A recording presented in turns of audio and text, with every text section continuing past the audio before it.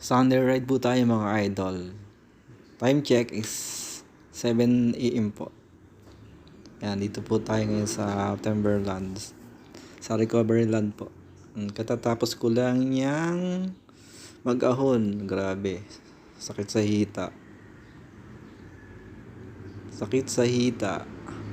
Na mula sa baba po, nakatatlong pahinga po yata ako eh. Kasi hindi talaga kaya.